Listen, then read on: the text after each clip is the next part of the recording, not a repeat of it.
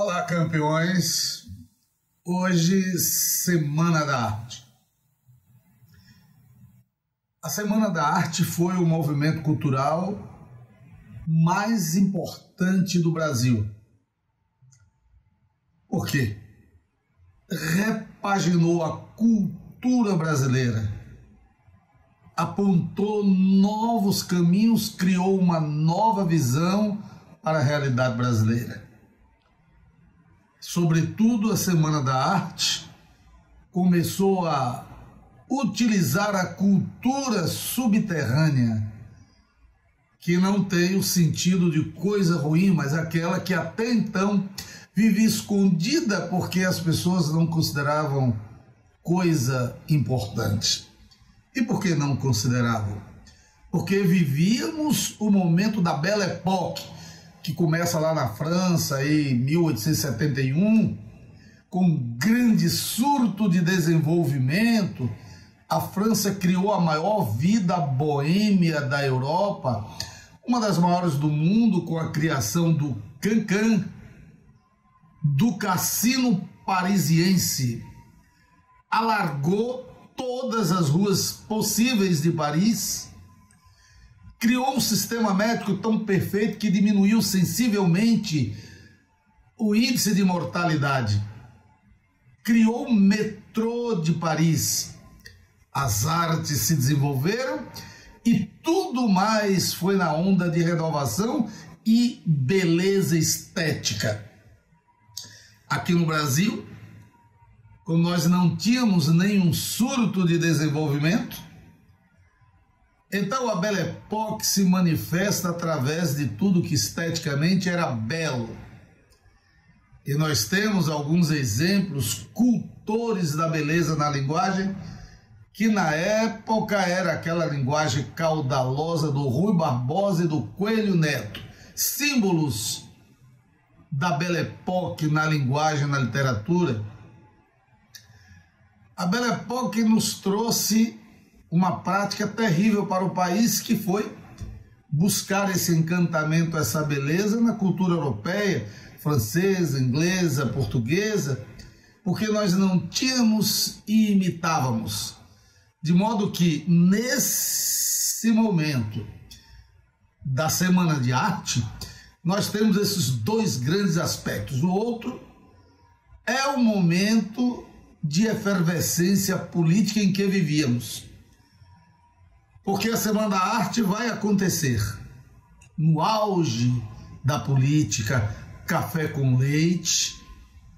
Quem mandava no país eram essas oligarquias.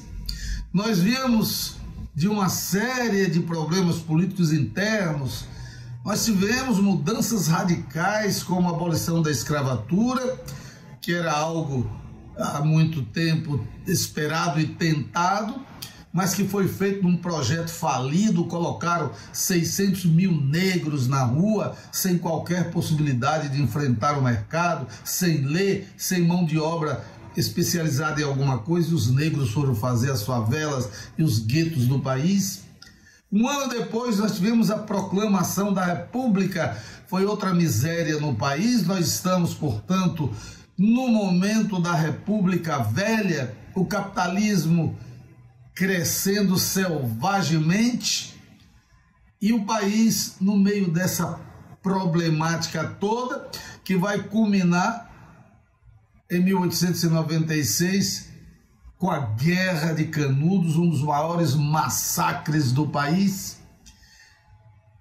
O mundo vai viver esta situação terrível, política, social e econômica, e o Brasil vai ficando para trás na manifestação dos seus reais valores.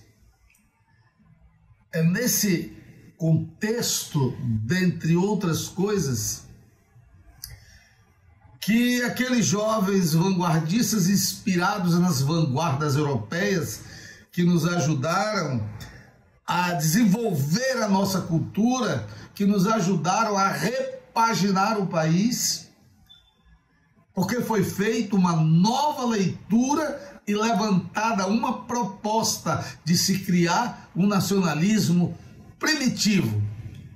E chegavam os jovens da Europa, o grande iniciador dessa influência foi o Oswald de Andrade, que volta da Europa com ideias futuristas na cabeça, ideias fantásticas da velocidade, do culto à energia, do culto à velocidade, da transformação da língua para uma língua mais objetiva e para uma produção literária voltada para os valores da terra. Isso vai crescer e a Semana de Arte vai se instalar como inspiração de um encontro famoso que suscita a revolta dos jovens para defender suas propostas neonacionalistas, porque há uma enorme crítica ao nacionalismo utópico do romantismo e põe-se em pauta o nacionalismo primitivo, que era a pesquisa das raízes nacionais. A literatura sai daquele caráter eloquente da Belle Époque para a linguagem do povo, para a cultura do povo. Esse é o grande pensamento dos jovens vanguardistas.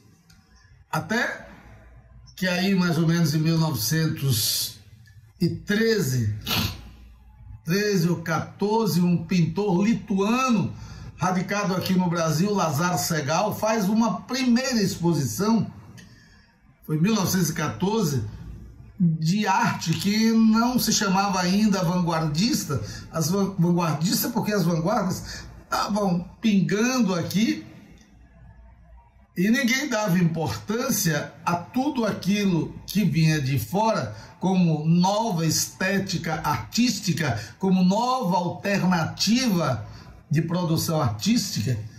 Então estava pingando e o Lazar Segal fez uma exposição de arte que não se chamou arte moderna, porque era uma proposta nova, mas ainda no quintal dele, literalmente no quintal, ele fez um jornalzinho chamado Pirralho, que vai começar a propagar essas ideias, até que o Oswald chega e traz esta força de mudança para o país, mas finalmente chega por aqui, já tinha chegado uns 2 anos antes, o expressionismo, e uma mocinha se apaixonou pelo expressionismo, uma mocinha chamada Anita Malfatti, e pediu à família para estudar expressionismo, e ela vai para a Alemanha, para a Universidade de Bonn, passa lá 2 anos muito elogiada pelos seus professores, faz exposição nos Estados Unidos, vem aqui para o Brasil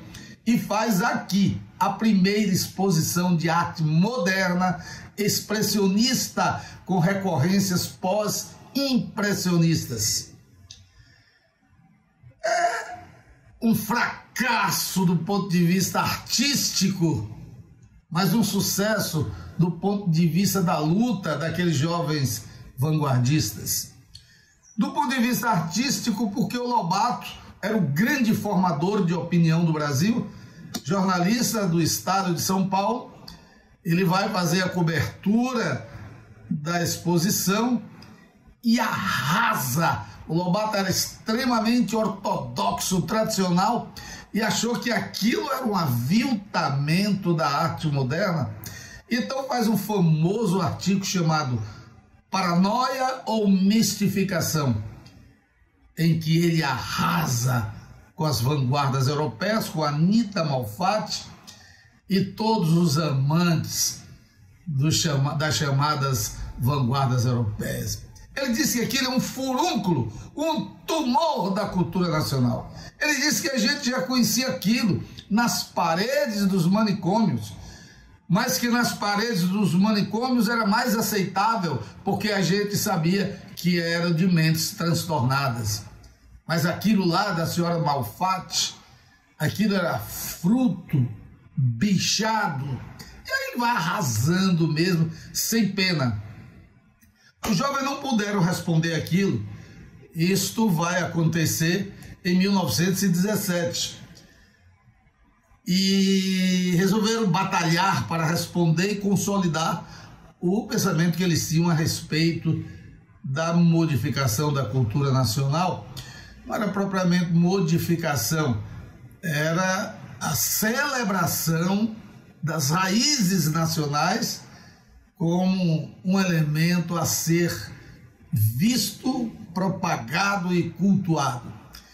Eles vão conseguir fazer isso exatamente por causa dessa provocação do Lobato, que acirrou bastante o desejo desses meninos vanguardistas, e efetivamente em 1922 acontece a Semana da Arte, nos dias 13, 15 e 17 de fevereiro de 1922. Era o ano do primeiro centenário da independência do Brasil. Muitas coisas estão acontecendo, inclusive a formação do Partido Comunista Brasileiro foi aí nesse período.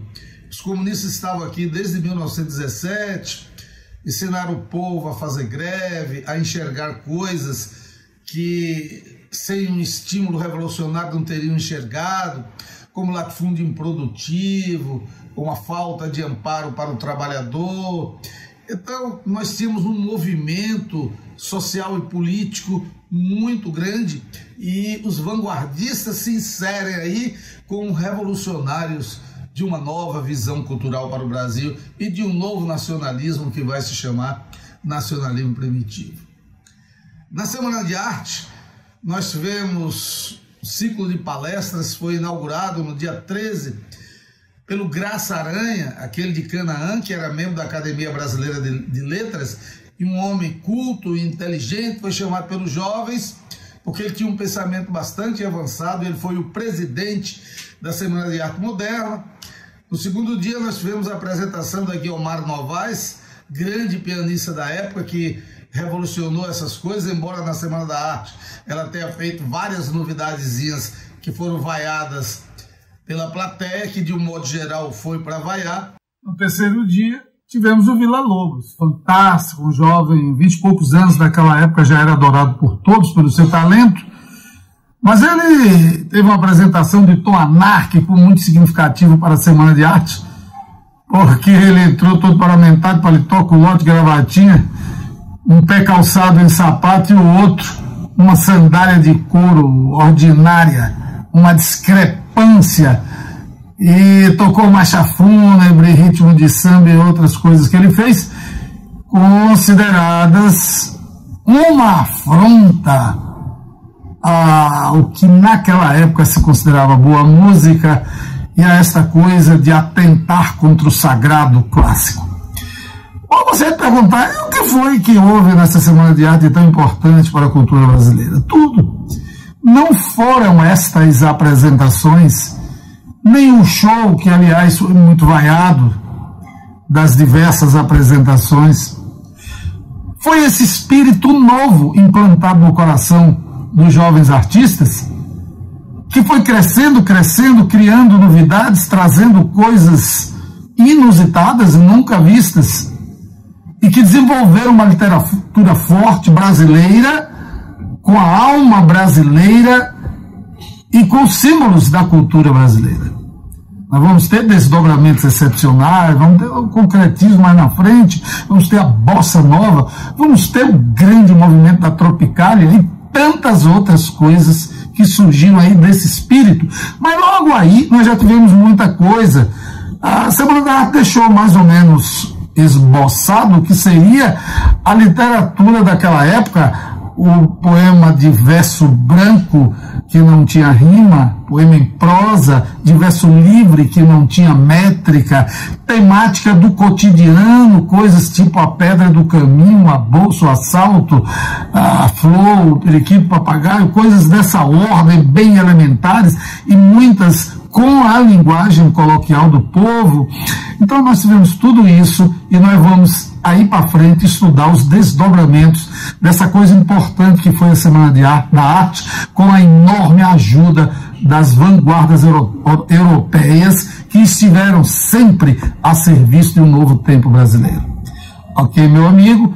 Numa próxima aula estaremos estudando os desdobramentos da semana e ainda agora nós vamos passar para uma live onde resolveremos questões do módulo 1 e 2 segundo solicitação de vocês. Grande abraço. Até lá.